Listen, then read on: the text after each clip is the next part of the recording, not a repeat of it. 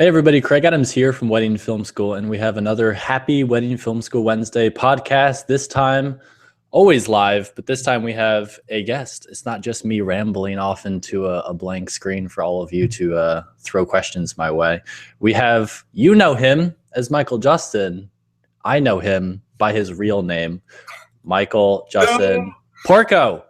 His last name is Porco, people. Do you still get that? Do people still call you, hey, Michael Justin, I love that wedding film? People call me Justin. They actually don't call me by Michael. So, but yeah, the few people who know me by like Porco, they still actually prefer to just call me Porco. That is a good nickname. Yes. And I'm partial to nicknames. People call me Adam all the time. I don't fucking get it. Like, it's crazy. Oh, jeez.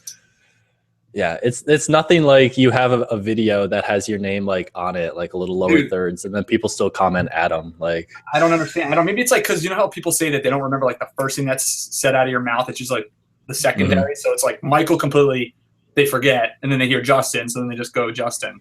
Whatever. Absolutely. So you are a wedding filmmaker here in New York City, but you've recently moved a little north. You are not in New York City. Where you shoot in this area and you shoot all over, but you are up in Connecticut? No, you're in Westchester. Yeah, Rybrook. It's on like the border of New York and Connecticut. Cool. So we go way back. Back in the day. Back in the day when this kid was a mere little youngling coming out of, and you were still in college actually. I think you were going into your senior year or something like that. I had no idea what I was doing. And I reached out to everyone. As soon as I moved to the city, I sent an email to everyone who was a wedding filmmaker, any wedding film that I'd seen. I got a couple callbacks, a couple of emails, and one of them came from you. Right. You were like, yeah, like come to my apartment. I've got candy and stuff. Like, come hang out. And you did. And I met with you. Yeah. You were just you walked in, just kind of like, hey, I'm Craig. And you sat on my couch. My wife was there, Jackie. And she was like, what is this kid doing here? I remember this. It wasn't sketchy at all. It wasn't sketchy. I met with mostly people in like coffee shops, but like, you know, you were like, come through. We welcomed you with open arms. Yeah. So we talked about wedding filmmaking in general, but I guess you were actually like kind of looking for someone to help shoot with you at that time. Right. At that point, the business was, I don't even remember what year. I think it was like 2013 you started working with me. And it was like just at the beginning of when I was starting to expand and I needed more shooters. And, you know, I was like, sure, you want to come and chat and we'll talk and see if we vibe. And we did. And your work was great. So I gave you a shot. And I remember that wedding. It was like in February or something. And it was like snowy. And it was like me, you, and Marty. And we were at the venue that like treats you like terribly, where they make you go into certain like entrances. But yeah, you worked out. It was great. It was awesome. So fast forward, you are shooting with tons of people, doing photo and video, and you've shot probably 1 million weddings, right? I'd say about 1.1 million. 1.12. Yeah, I mean it's been awesome. I mean, I can't lie that it gets a little tiring after a while, but you know, the addition to our business with photography has really helped kind of like keep me from getting too kind of burnt out with the cinema. Because after a while, like how many wedding videos can you edit? And, you know, just changing the medium from video to photo just has completely different creative juices and all that. So it does help me stay fresh. So just to put you in line with like what people are used to with wedding filmmakers and stuff, you're building an empire, you're taking over New York, you've got photo and video. You shoot a lot of high end, a lot of big. You've done a couple destination weddings. You've got multiple teams, right? Like what's the most you've ever done in like a week? Have you done 3-4 weddings in a weekend with your teams and stuff? Yeah, so 3. So the most it'll be right now. I mean, obviously, so the business is so personal, right? So a client is trusting you with, you know, as we know, one of their most important moments of their life, and so you can't just like put anyone to go out there and shoot for you. So it's like your brand and all that. So it's been a slow, long kind of process of finding people I trust. And those that have been with me long enough, I've been training them. So now I've got like 2 solid lead shooters that shoot for me who can lead a cinema team each. And then I can lead a cinema team, or I can lead the photography team. I've got another lead photographer. So at any one time, I could have 5 weddings going at once. Wait. You know, wedding filmmakers hate photographers, right? We just don't get along. How does it work? How can you be both? Yeah, well, I will never do both on the same day. So your brain has to be like one or the other, because the people that try to do like, oh yeah, I'll do photo and video on the same day. No. That is just a disaster waiting to happen. So the beauty is when you have the same company doing both, I always sell this to clients, is like, you've got the same group of people who are trained by the same person, who understand what needs to be done. And the most important part is that, like, we're responsible for giving and delivering a product that both are happy with. Sometimes you see it, in your wedding film group, is that like the photographer will step in the way and be like, yo, whatever, I had to get my shot, and that's what I have to deliver to the client. For me, I can't do that, because if I do that, then I screwed up the film and I still have to answer for that. So, it's an easy sell, in my opinion, to tell clients like, hey, we've got your best interest from both ends. It really doesn't make sense to shoot as separate teams, because you're right. Like, we work together so much. Like, I've seen so many cases where the best weddings I've ever shot, like fun wise, and like the actual content of the film, was because I knew the wedding like photographer team. Like, you just get along, you help each other. It's just, it's crazy. Yeah. I mean, I love to be able to control. I mean, right now, so this year, 2017, out of the 25 that I have booked, I think 17 are photo video weddings. So the majority of it we're controlling both sides. Cool. So one thing that kind of set you apart back then, and like even more now, is just the fact that I had never seen anyone take like the wedding day as seriously as you did. Like, you were very serious and very meticulous with the planning. It was the first time that I'd seen a 3-person team, and even the roles that you would give the first, second, and third. You were very good at making that clear. Right. Just so that we weren't doing the same thing over again. Also, the amount of gear. I remember that being a big thing. That was the first time I'd seen people using lights and sliders and stuff like that. I remember you being on the glide cam starting out, and it was fun seeing you run around. But do you think it was like too much? Have you scaled down the amount of planning and gear and moving parts, or is that just what makes your wedding films succeed, I guess? I struggle with this daily. I don't know if there's a lag for you. You were lagging a little bit. We're good? I think we're fine. Yeah. Okay. So yeah. So I struggle with this daily, because as I'm getting older, my back can't handle the amount of gear that I bring. So I'm looking for ways to limit that gear. That being said, I've been doing this now for 7 years, that I'm used to bringing every piece of gear that I've brought in the past. And so not having that is kind of like, oh geez, what do I do? So, I don't use the glide cam anymore. I use that, I don't even know how to pronounce it, the Zion crane or whatever. The Zion. And so that's, a little bit better for the back. But in terms of, other gear, I still prefer a 3-person team. All the packages that we offer start as a 3-person team. And it does help, in my opinion, just capture all the different little nuances that a wedding day has. And it, in my opinion, helps the story, tell the story a little bit better. So to answer your question, still using the same gear, still probably going above and beyond what I need to be doing, but I don't know any other way. I just remember one wedding. It was photo and video. I think there were 5 or 6 of us, and we were at the Gotham Hall, and it was a big wedding. It went well. We did our thing, but then I will always remember this, cleaning up. We were just in a corner. We had all of our stuff. At that time, you were using that giant, I'm talking the biggest roller I've ever seen, filled with camera gear. And we were in the dark, all of us, just like not talking and just like putting away everything. It took us like 30 minutes, like legit. And it took us like another 10 or 15 minutes to like think about putting a light up so we could see everything. But I just remember like all of us just like tired in the dark, putting away all of this stuff. Now what I do is I wear oh God, it's so embarrassing. There's photos and proof of it, but now I wear like a headlamp. So now like as I'm doing, so I don't have to have a flashlight out or anything like that. And it does help. But it is hilarious to see me wearing that. How much gear do you think you've left? Just like, you know.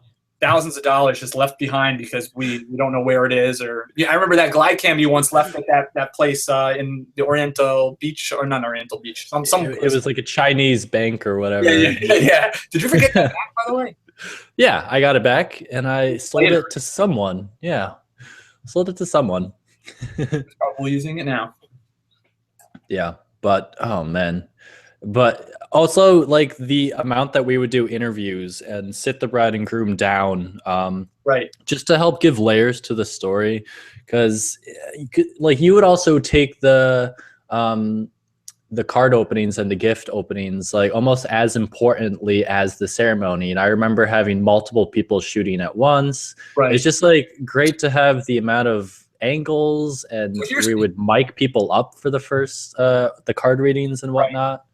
Right. So I got that a lot from seeing other. So it's funny because you obviously, as you start out, you look at everyone, right? You watch everyone's films and you try to take what you can from other people. And at that time, I was really, Rob Adams. I was watching his work, and I loved what he was doing with the card openings and all that. And I tried to emulate his work. Now, for my films and all that, I kind of have gotten away from that. I still have them open the card and read it out loud because it is a good story opportunity. But the whole multiple angles of them sliding the chair out and getting the card and all that, there's just so much to do that I've kind of gotten away from that. And I think that happens as a natural progression. Like you think you want to start and do certain films certain ways, and then through the process of editing all these and shooting, you learn what works and what doesn't. And for us, that whole process has gotten kind of taken out and other things added in its place. But the Q&A, in my opinion, is one of the most important things for me and for our films, is that that 10-minute sit down in the morning and how they fell in love, how they met, and I think it sets our films apart. I mean, I'm sure other people do it, but that's what our clients come back for. Because there was nothing better than the look on the photographer's face when we would do the first look, and then you would be like, okay, photo team needs a second, maybe third run through. Let's do it again. Let's set up and action. Yeah, we're trying to limit that now too as well. But since we're doing photo and video, I got no photographer getting pissed at me for asking that. So, dude, you are the QB. You get to do whatever you want now. You're photo and video king. And your films are longer than normal. Like a lot of people, I do 5 minutes. That's my thing, and that's pretty much what I shoot the entire day for. But your films are usually longer, right? Yeah, so 7 minutes is the base package. Rarely does a client ever just do that. They'll anywhere from 10 to 12 is our standard. But I don't even know how I can do a short. I mean, when I have a short one to do, I freak out. I'm like, I don't know what to do. So I give you guys credit who can do the short ones, because I don't know how to whittle it down to that. Yeah, it would be tough, especially with 3 people shooting. It's like you make your 10 or 12 minute and then you just cut it in half. Here you go. Yeah. It's like you could have this, pay extra, pay double. That's not a bad idea. So how is editing going? Are you still editing? Are you still touching all these films, or do you have help? So I crazy. I do edit. He sighs. He's like, yeah. I've got 2 left from this past year, but what I have started doing, and you remember Marty, the kid, the guy that you first shot with when we were back in 2013. He lives in Austin, but I still use him to help me do all the documentary edits. So the ceremony and the speeches and all that. He'll cut all that and then do a pass of just pulling out all the good stuff, and then I'll take it from there. So it has helped me considerably. Good. Because I think you're filming in what could be the Batcave. Are you the new Batman? I don't know. No, is that? I'm not putting on the light, because if you put on the light, you'll see the craziness that is my office, and we're not doing that. And it's craziness just because you have a lot of stuff going on. You have people working there, or is it like kids? Because you've got 2 kids and a family, and I have no idea how you'd get work done with that going on. There's that was just a bag of his toys that just fell out on the floor. But yeah, so there's crap from gear that, I mean, anyone who knows me knows my craziness, and my mind is going a million miles an hour. So my office just translate that to an office, and that's what is behind me right now. I'm having triggering flashbacks to that Gotham Hall cleanup story. Exactly. Man. So I know a couple of the people that you shoot with. So how's Donnell? How's Mike? How's the squad? Yeah, Mike, other Mike, two Mikes. yeah. Oh man, there's so many mics. Whenever we go to a wedding, we're just like, yeah, just basically call us Mike, and you'll get at least one of three people that say, yeah, what's up? But yeah, they're all good. They're probably watching this right now and making fun of me somewhere somehow. But it's always good. I always say try to keep your core group the same, just so you could have consistency amongst your product. So we're try to keep them as happy as possible, and we're gonna do a dinner to celebrate the past year coming up after we go to Portland. So myself, Mike, and Taylor are going to Mystic Seminars. It's a photography seminar out in Portland. We leave next Monday. And then after we come back, we'll do that. Ooh, Mystic. It sounds fun. Yeah. I remember like, I don't know. I remember Taylor like up on a roof and just I remember just half of the day, like we'd be trying to one up each other as far as like whispering things into the footage and just like trying to, I don't know, just like make fun of you. Like it was so fun. That seems to be a fan favorite of the crew, to make fun of me when I'm stressing out, and they'll be like, I'll see the footage later and there'll be some craziness, and then, but you know what? It'll make it into like the year-end review film, and that always seems to be fun. So it's all good and fun, unless something gets missed, and then I have to yell at people, and they don't like that. So as long as everything gets done, you can make fun of me all you want. Carrots and sticks. Yes. Always good. I remember a same-day edit film that was in Dumbo on the Brooklyn side of the bridge. Yep. And I think that was like a really fun day. That was really funny. Because we normally don't do same day edits, and I'm just spewing off all these stories just because they're fucking hilarious. But you having your fucking iMac for a same day edit. Yeah, looking like an idiot. But you know what? I couldn't deal with a laptop that was gonna like stutter. I was like, I'm throwing the big guns out, and I came there with my 27-inch iMac, and I just set it up, and I looked like an idiot, but it got it done, and it was a success. So, haha. Oh man, so funny. So, are you flying drones? Tell me about your drone situation. It's funny you say that, because I'm expecting the Mavic today, actually. But I actually I've been 2 years into a drone purchase that I'm waiting to get from Indiegogo.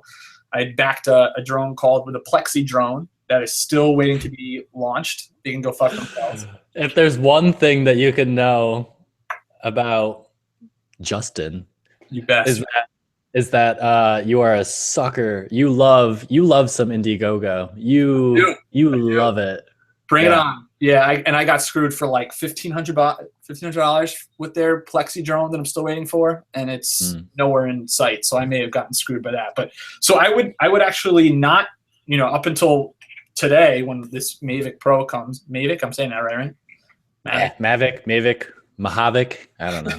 I either hired out or I bought just stock footage of, I bought your stock footage once of, New York City shots, or, just generic stuff that can pass off as, venue locations. And it worked. It's worked. Word. Yeah. I like the Mavic. I like to review new drones, so I'm probably going to get the P4 Pro, but we'll see. I'm sure you'll have fun. Like, are you gonna fly it, or are you gonna have Mike fly it, or? It's a good question. We'll see. I know there's all liability things and all that, so I don't know how that would work. My insurance doesn't cover, drone flying, so God forbid something happens. We'll deal with all that. Right now, it's just going to be a toy for personal stuff, and then we'll see how we can incorporate it into the films. Word. So, are you still using Final Cut, or are you doing Premiere? No, I switched to Premiere. Once they did Final Cut X or 10, however you want to say it, I jumped ship and went to Premiere Pro. They had like a FC7 shortcuts, and I was like, done, because I couldn't deal with that. And so I've been on that ever since. So now I'm at CS, I don't know, something, 14, whatever, but it's still Premiere. Right. So, How many, you said you like 25 weddings booked for this next year, or you shot 25 this year, or I try to how's keep it look going forward? Yeah, so 27, 25 is what I'm at right now. I technically am all booked up. I do 25 a year, but if one will come that's, within, our price range and bracket, we'll take it on. And we just got a request from a past bride's sister, so we're going to take that one on because of, the family, since we know it. But we're technically all booked up for this year, and we're booking 2018 now. Yeah, there's so many ways to do it. Like, I've seen your business grow, and it seems like you've been having the multiple teams, and you kind of been expanding how many you do. Well, maybe you did the same amount, but the prices have definitely been going up, and it seems like you're doing really, really fun, great looking weddings. Some people kind of expand more towards the director role and stop shooting. They have associated, like I've seen this with photographers and stuff. So then people have to pay the premium money to have you come out. Moving towards photo was a big push towards staying in the wedding realm, but expanding what you could do and making more with that.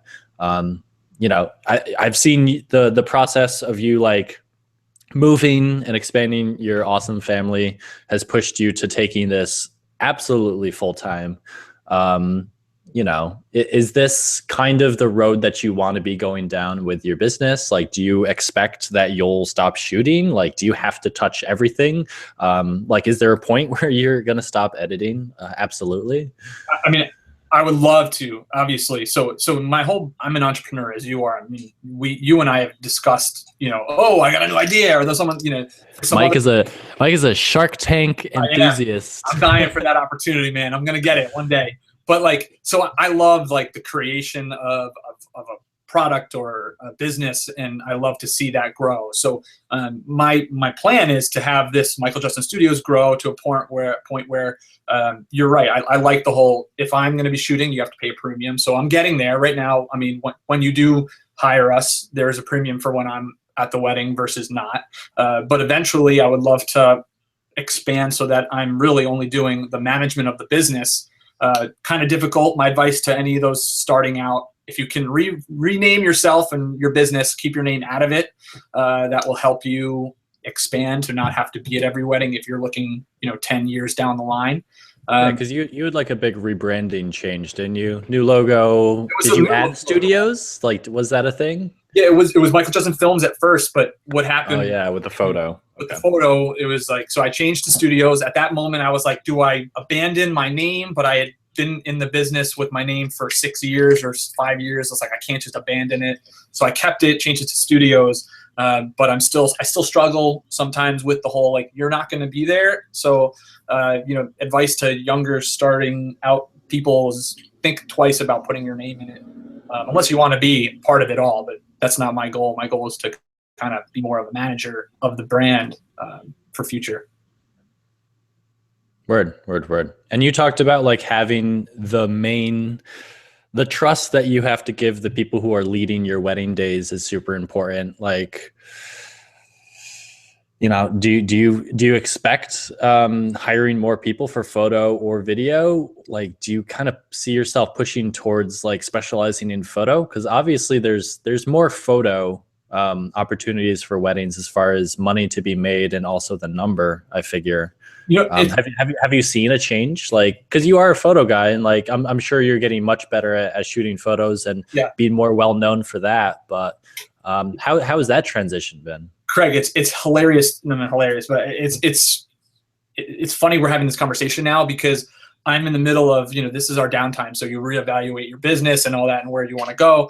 So I'm right now looking at all this stuff, and I'm noticing, like, even though we're Michael Justin Studios and I've taken the films out of it, we're unfortunately or fortunately, whatever way you want to look at it, known as a cinema company.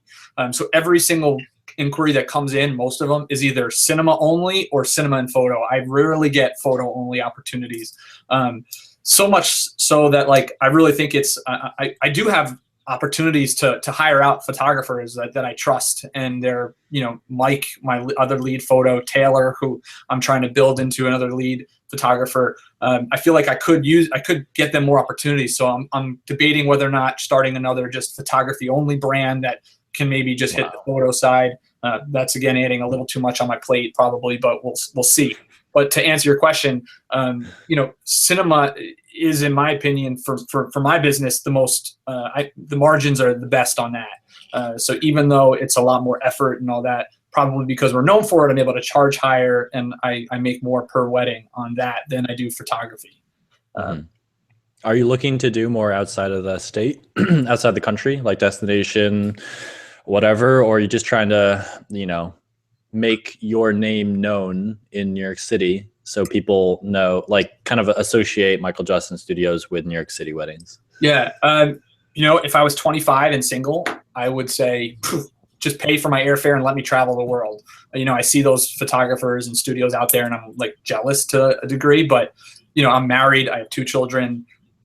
I don't want to be away from them for that long. So I actually, we've got a couple destinations coming up this year, nothing extravagant. Florida. I had the opportunity to go to Australia, but I had to turn it down just because it's just too much to be away from my wife and children. So New York is where I'll be and where I'm going to focus my efforts and try to grow the brand in there. Yeah. So a lot of our subscribers are people who are learning how to shoot weddings. They've shot 1 or 2. Really, they're building confidence to showing up and knowing that they're going to do a good job and not mess up, rather than, we have a large bulk of people making money and then some more experienced people trying to define their unique style and make a business that works for them. How often are you seeing, I guess, like interns, people starting out? Because I remember you having a pretty awesome PDF that helped me out. Are you still doing some kind of education, or are you really just hiring people who know what they're doing and you teach them your style, I guess?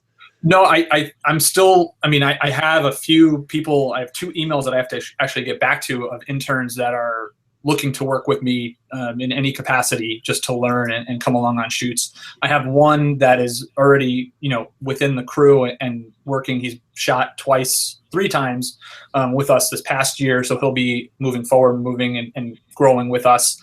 So I definitely see that, this is an industry that is growing. There's a low barrier to entry, good or bad, take it or leave it. We wouldn't be in this if it was, $25,000 to start or whatever like that. You just get yourself some gear, and you can, if you have the right tools and understand story and all that, you can make yourself a name. So I am looking to bring on new interns, and that helps with growing, the teams. And eventually you want someone to start as an intern, move into a 3rd shooter, 2nd lead, and as you did, and you didn't do the intern thing, but you did 3rd, 2nd, and then led for me. So always looking for that. Mm-hmm. Yeah. And are things different than they were before? Like, we're past the whole DSLR thing. I guess things are moving towards mirrorless. Do you feel yourself like an old person, like, these kids today, like? Well, I get caught up in this whole like gear thing. I'm a gearhead. We all love talking about gear. Literally Marty and I will talk for hours about, did you see this get launched or announced and all that stuff. But I'm still personally on the 5D Mark III. I use my A6300 for my gimbal cam. My shooters shoot on C100s. But as long as you can get the job done, I highly doubt that my clients will be able to tell if I shot a film on a 5D Mark III or a C100 Mark II. So as long as the film is good enough where my clients are happy, then, that's all that matters. Yeah. And you have a ton of glass, ton of cameras. Yep.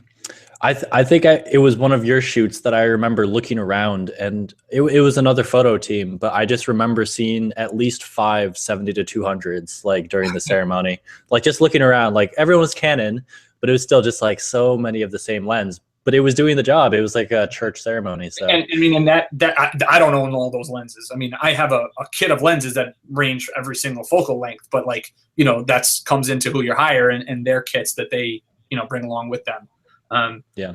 But if I could give advice so when I started this business, it was 2010, and the first wedding I ever did, I did it for free. I got home, dumped the footage onto a hard drive. Hard drive fell, broke, lost all the footage. No. Yeah. So awful experience. I can tell you another time where I thought I dumped the footage, forgot that it was still on a card, shot over the card, lost the footage, had to tell the bride. It was miserable. But every single one of those opportunities has taught me and improve the business, so that now we have a workflow of like, when I get home, what are the ways to do things so that the footage is replicated on multiple locations. So the new guys that are starting out, you're going to go through, I actually hope you go through some bad experiences so that you learn to not do things again, or you learn better ways to improve the workflow or business. So it's a terrible experience, but it is very, very worthwhile. You guys heard it here first. Justin wants you to, just gonna keep doing that. Justin wants you to drop your hard drive so that you learn the hard way, like he did. I don't you can learn from our mistakes, and we're telling you, back it up. You spend an entire day shooting and hours beforehand planning and booking. All this work is being put into this single little card. You should treat it with care, and just don't format it the day after the wet. Just give yourself a week at least. And also, you spend thousands of dollars on other gear, and people overlook the memory card so many times. Go out and buy enough where you have 3 or 4 weddings, where now I have got enough cards that 4 or 5 weddings can sit in my desk and not have to worry oh shit, did I download the footage? It's just worth the investment. It comes down to, there are so many different ways that things can mess up, and like you said, different amounts of money. It's there's little bottlenecks. You should take care of the smallest, most cheap bottleneck just to help that, and that, I think, is your SD cards. Spend an extra $100, $200 using my Amazon affiliate links, and have enough footage so that you don't have to worry about that stuff. Yeah, exactly. Word. So what do you think about the GH5? Did you see that stuff? Do you not care? I did, and Marty and I talked about it at length, and I want to upgrade from my Mark III, but maybe the camera, I think I'm going to rent it first to see how I like it. And although it's only $2,000, it's almost like buy it, and if you don't like it, you could sell it. But it seems pretty badass with the specs. Fucking badass. Just buying GH5s over here. It's got unlimited recording, which is something I'm tired of. I'm tired of the recording stopped because of the gigabyte limit. It would be so nice to just press record and just not have to fucking. Although you had the Magic Lantern, you were a big advocate of Magic Lantern. Didn't that not have limits? What that would do is it would start a new clip once it stopped, which would probably be anywhere from 40 minutes to an hour, which was nice compared to the 12-minute or whatever it was. But just to know that it would never stop, because I do long takes for YouTube stuff regardless, just from weddings. But dude, higher bit depth, so many more options, smaller camera. It was 180 frames per second in 1080 or something like that, something crazy. The A6300 is awesome, but my God, is it soft at 120 frames a second slow motion. When you compare it to the 4K, obviously comparing 4K to 1080, but it's sometimes I'm I don't even know how I can use this. But again, client can't tell, so yeah, I use it. And I've seen the color change as well, not just the softness of the resolution. Lots of things change, but it's better than the 5D Mark III. No, I'm kidding. It really doesn't matter. That's the biggest thing that we preach. I think Matt Koza still's on the 5D Mark III, and so is Mackenzie. So they're pushing out really good content. Goes to show it's not the paintbrush, it's the artist behind it. So, ooh, getting deep over here. Oh snap! Write that down. Yeah, write that down. We're getting nuggets from Justin. I'm gonna get everyone calling you Justin. Everyone's gonna call me Justin. Guys, his name is Porco. Oh, God. Damn, get with it. Jeez. So, yeah. So you kind of helped Wedding Film School grow, and I thank you for that. I kind of learned a lot of what I know as soon as I got to New York City here from you. And yeah, trickle down. You guys are learning from Mike, really. And I'm learning from the people who taught me. So it's got to pay dues to who you got it from. Word. Well, thanks for coming on. It's nice to catch up. Yeah, dude. Yeah, looking good. Like the hair, the earbuds. For everyone who's just listening to the podcast on SoundCloud or whatever, he's wearing a fucking Patagonia hat. Look at him. Look at him. You got this Westchester guy over here. You should listen to How I Built This. It's a podcast, and he's one of the founders is one of them. It's a really cool story how he started. Nice. Well, hit me up next time you're in the city. We'll hang out. I know you don't have much free time. That's a whole section of life that I've yet to learn for that. You don't want that just yet. Enjoy what it's like having a colicky baby and just doing that plus working. Yes. Yeah. And trying to keep your marriage, because it's important. You got to keep the woman happy, so can't neglect her. Well, how many fucking views does your wedding video have online? If you guys don't know, if you type in wedding film into Google, his face is probably going to come up. Actually, my wife's face in like some like constipated look. Yeah. But it's awful because that one, it was like one of my first films ever. It just happened to go viral. It's at 1.5 million views, but it's like, it's not even very good. I mean, the coloring is off. I mean, my lips look purple. Looks like I just got out of the ocean. But how many years ago was that? That was a long time ago, right? 2011. Yep. Yeah. So back in the day, if you compare 2001: A Space Odyssey compared to the films that came out next to it, like your wedding film was dope compared to what people were making. Just before that, Philip Bloom had his blog about the 5D Mark II and how awesome that camera was. So like that was shot on the 5D Mark II. That way. Yeah. So that was like the start of all of this, everything that's happened like with film and YouTube and weddings and stuff. So yeah. All right. Well, thank you so much for coming on. It was really fun to talk to you. I got a dark background, but it's classy. You just have a legit scary as fuck. I'm into my bat cave. Oh my god! Just using the screen light, oh man, dude. If you're just listening to this, I'm gonna post something on Facebook. I think I'm gonna Photoshop you with the bat mask on, and you're gonna be in that cave. Yeah, there's gonna be a clown and a bat, and Alfred. I don't know. Who knows? R.I.P. DC Comics. I don't know if you've seen those movies. All right. Thank you guys so much. I'm going to actually just end it right here. We're not going to do any Q&A today. That's right, because I got shit to do. Okay. But thank you so much for coming on the podcast. No problem, man. Take it easy. Good to see you, my man. Awesome. All right, guys. Peace.